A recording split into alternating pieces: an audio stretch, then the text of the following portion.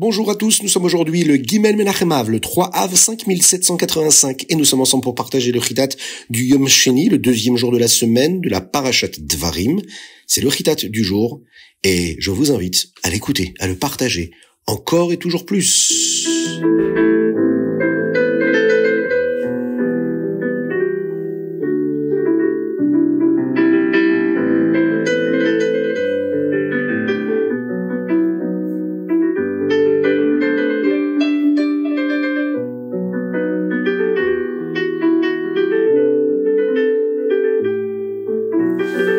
Et nous allons démarrer avec le Chumash. Dans le Chumash aujourd'hui, Moshe Rabbeinu passe en revue les mitzvot qu'il a donnés au Béné Israël à travers les différents Chumashim et rappelle aux Juifs ce qui s'est passé lors du Midbar, lors du désert, afin de les préparer à entrer en Eretz Israël et de s'assurer qu'ils ne commettent pas du tout les mêmes erreurs. Aujourd'hui, Moshe Rabbeinu rappelle aux Juifs comment il a instauré les juges pour les aider à agir correctement et à se souvenir des nations qui les ont empêchés de traverser leur terre.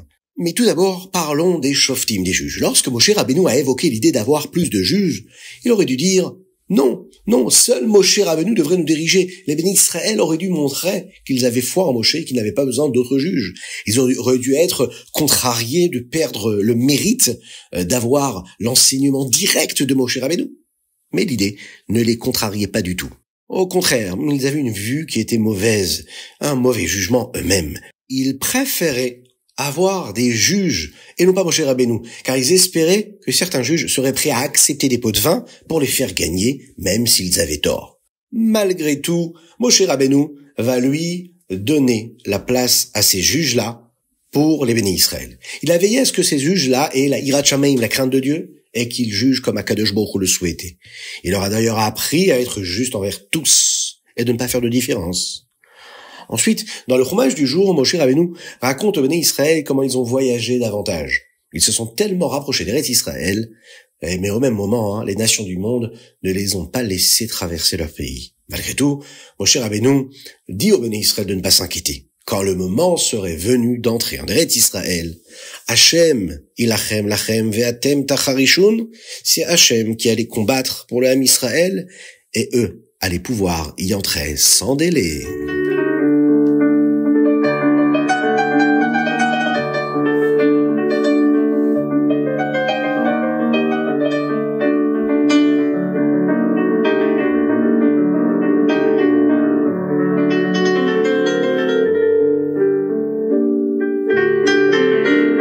Et nous passons au Télim du jour aujourd'hui. Nous sommes le Gimel Menachem Av et nous lisons du chapitre Yutret au chapitre Chavbet, du 18 au 22.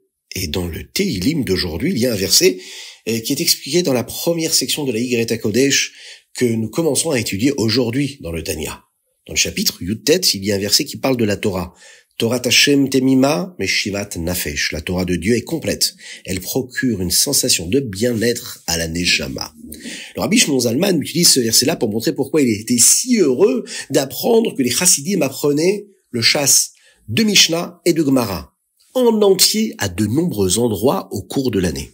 Lorsque la Torah est complète, c'est-à-dire qu'elle est étudiée dans son intégralité, c'est-à-dire tout étudié, c'est-à-dire tout le chasse de Gemara, tout le chasse de Mishnah, alors à ce moment-là, la Neshama vit cette intégralité-là.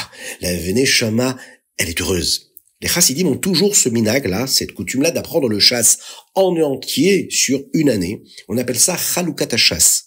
C'est-à-dire que chaque chassid étudie une Gemara au cours de l'année, à partir du Yutet qui se lève, afin qu'ensemble nous terminons l'apprentissage complet du chasse dans cette union-là. Quelle est la Masechet que vous étudiez, si vous êtes un adulte, et si vous êtes un enfant, quelle est la Masechet que votre papa est en train d'étudier? Ça, c'est une bonne question à se poser. N'hésitez pas. C'est aussi la raison pour laquelle nous faisons un siyum lors d'une Masechet. C'est-à-dire qu'on conclut la Masechet. Et cela, ça apporte beaucoup de joie. Et nous avons l'habitude, c'est le Rabbi de Lubavitch qui nous l'a demandé, de le faire pendant les 9 jours. Terminer une section de la Torah nous apporte de la simcha, de la joie.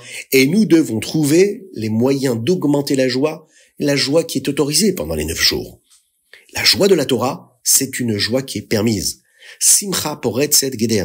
La simcha peut changer la façon dont les choses se passent habituellement et nous devons essayer, chacun, avec les possibilités qu'il a pour amener de la joie dans son existence et dans son environnement. La simcha, la joie peut changer la façon dont les choses se passent et chacun doit mettre en œuvre tout ce qu'il peut pendant ces jours de tristesse afin qu'ils deviennent des jours de joie avec celle de la construction du 3e Beth Amikdash.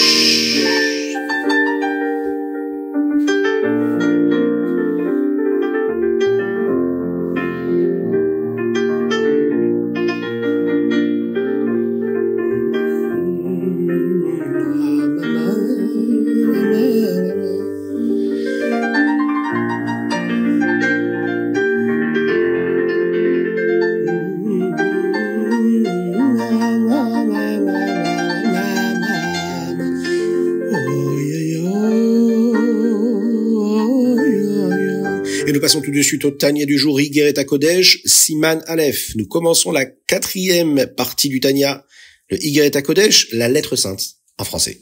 On y trouve de nombreuses lettres où le Rabbi Shneur Zalman, le Admor HaZaken, montre aux Chassidim comment servir Dieu, la Avodat Hashem. Mais comme la dernière section s'appelait Igeret HaTshuva, eh bien, cette partie-là s'appelle simplement Igeret HaKodesh. La première lettre comporte 3 parties que nous étudierons au cours des 3 prochains jours. La première partie a été écrite lorsque le Rabbi Shneur Zalman, le Admor HaZaken, se rendait chez le Maggid de Mezrich, son maître. Il avait déjà de nombreuses personnes avec qui il étudiait la Torah, et avant son départ, il a écrit cette lettre pour les encourager dans leur apprentissage. Le Rabbi Shneur Zalman commence par une bénédiction, remerciant Dieu pour la bonne nouvelle qu'il a apprise.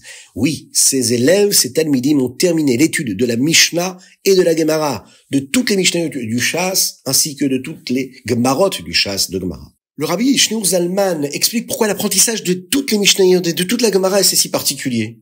On prend l'exemple d'une personne qui est Baruch Hashem en bonne santé, dotée d'une tête, des mains et le reste des parties du corps, mais les parties supérieures du corps, qui sont des parties qui sont très importantes. Mais comment parvient-elle à utiliser ses forces, ses énergies, avec la moitié inférieure de son corps, c'est-à-dire sa taille, ses jambes et ses pieds? Il faut que toutes les forces soient au service de toutes les forces. Celle du bas au service de celle du haut, et celle du haut au service de celle du bas. Dans l'explication que nous allons donner ici, on va comprendre comment la partie supérieure spirituellement, cette moitié supérieure est nécessaire pour la moitié inférieure également. La moitié supérieure, c'est notre force que nous avons, celle qui est dans notre tête, celle qui nous permet de penser à la grandeur de Dieu à travers la hitbonenut, la réflexion. La réflexion profonde qui nous permet de penser à la grandeur de Dieu, c'est ce qui nous amène à ressentir également dans notre cœur de l'amour pour Dieu, de la hava, mais aussi craindre tout ce qui nous séparait d'Hachem, la irat Hashem, la crainte de Dieu. Nous avons aussi besoin de la moitié inférieure. C'est elle qui va rendre tout cela possible. Dans la Ruchaniyut, dans la spiritualité, c'est notre Emouna. Ce n'est que lorsque nous avons la Emouna en Dieu que nous pouvons avoir de la réflexion pour Dieu et commencer à ressentir de la hava, de l'amour et de la crainte. La Emouna, c'est le socle, c'est ce qui nous permet de développer tout le reste. Comme un homme qui a besoin d'un socle, qui a besoin d'être en bonne santé dans sa partie inférieure pour pouvoir porter le reste de son corps supérieur. Demain, nous allons apprendre comment renforcer la moitié inférieure, c'est-à-dire la Emouna de notre Neshama, la foi qui se trouve dans notre âme. Et comme le dit Rabbi Shneur Zalman, en étudiant par exemple le Shas dans son intégralité, de la Gemara, de la Mishnah, qui nous enseigne quoi? Eh bien, la volonté d'Hachem, le Ratzon d'Hachem. Nous pourrons alors avoir la foi en la Torah et ressentir de l'amour et de la crainte. L'étude de la Torah, c'est comme la ceinture qui maintient fermement la taille et qui soutient tout le corps de l'homme.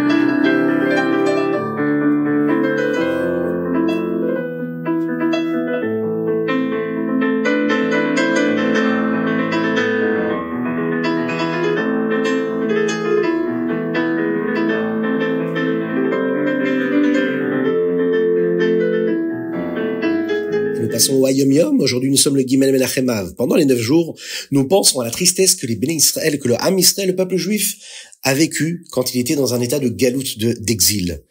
Nous devons demander à Akadosh Baruch Hu le Mashiach maintenant. Aujourd'hui, nous allons apprendre une certaine façon de penser la galoute. Ce qui nous donnera en réalité de la chayut, de la vitalité, de l'énergie pour nous assurer de saisir chaque opportunité, chaque occasion qui se présente à nous pour faire de bonnes actions. Le Rabbi Rachab nous dit, le Hayom Yom, le Rabbi Shalom Dovber, a dit dans une sikha, dans un discours chassidique, que lorsque Mashiach viendra, c'est-à-dire très bientôt, nous regretterons les jours de galoute. Comment est-ce possible? Eh bien, il nous le dit, nous serons contrariés de ne pas avoir saisi toutes les occasions de servir Dieu correctement. Nous réaliserons alors que c'était un moment très spécial que nous avons eu que pendant cette galoute-là, pendant cet exil. Alors il est temps de profiter au maximum de cette opportunité et de faire tout notre possible pour nous préparer à la Géoula.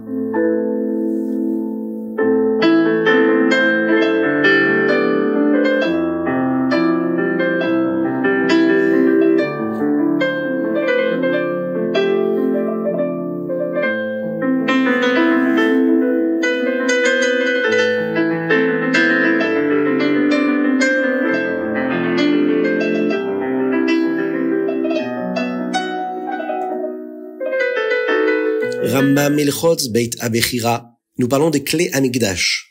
Dans le Rambam d'aujourd'hui, nous étudions le dernier chapitre des Ilchot Beit Abechira et le premier Pérek des clés Hamikdash, qui concerne les kelim qui se trouvaient dans le Beit Hamikdash. Tous ces récipients, tous ces outils-là, qui étaient à disponibilité pour les Kohanim et les Lévim afin d'accomplir la volonté d'Hachem. Le service du Beit Hamikdash. Dans le Pérek Rek, le Rambam explique comment les Lévim et les Kohanim gardaient le Beit Hamikdash et où ils se tenaient. Dans le Pérek Aleph des Ilchot Klei Hamikdash, nous apprenons comment le Shemen HaMishra, cette huile d'onction-là, était fabriquée et comment elle était utilisée. Les kelim du Beit Hamikdash étaient différents de ceux du Mishkan. Ils devenaient sacrés, kadosh, par leur simple utilisation et n'avaient pas besoin d'être enduits de Shemen HaMishra, de cette huile-là.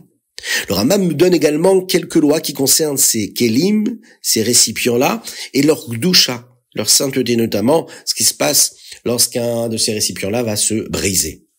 Dans le deuxième chapitre, le Pérek Bet, enfin, nous allons étudier la fabrication des ktoret, des différents encens qui étaient faits dans le Beit Hamikdash, et la mitzvah selon laquelle le Aaron à Kodesh doit être porté et non transporté dans un chariot.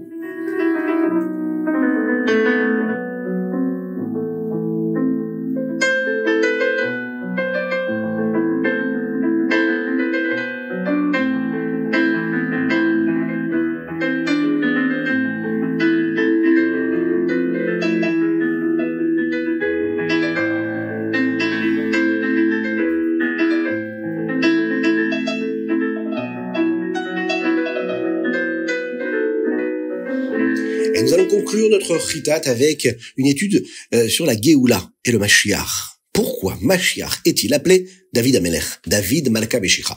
Le prophète Yecheskel a dit dans sa névoie que tous les bénis d'Israël seraient à nouveau réunis sous un seul roi à la venue de Mashiach. Pendant de nombreuses générations, depuis l'avènement de Shlomo HaMelech, les Juifs ont été divisés en deux royaumes distincts. Mais lorsque Mashiach viendra, nous serons à nouveau tous gouvernés par un seul roi. Le verset le dit. Il dit comme ça dans les termes Avdi David Melech Alechem, que David Amelech régnera sur eux. Il est question de Mashiach qui sera roi sur tous les Am Israël, tous les Juifs. Mais pourquoi le Mashiach s'appelle-t-il David?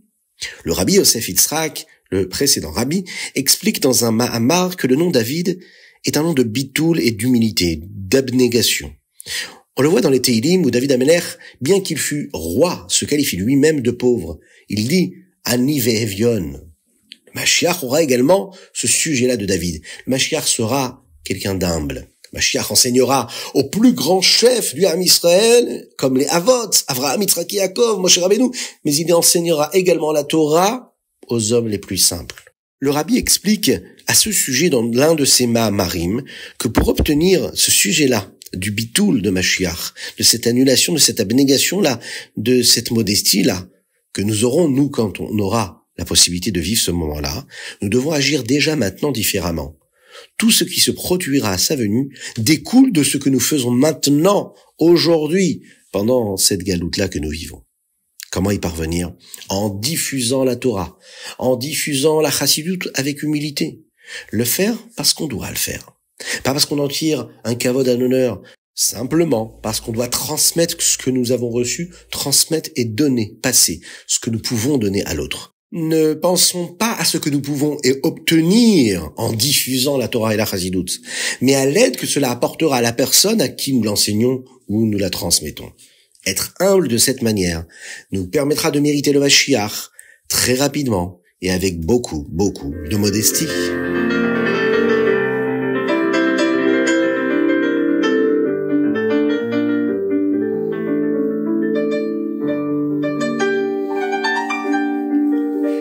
C'était le Ritat du jour. J'espère que vous avez passé un bon moment. En tout cas, vous êtes attachés aux enseignements de la Torah et des mitzvot.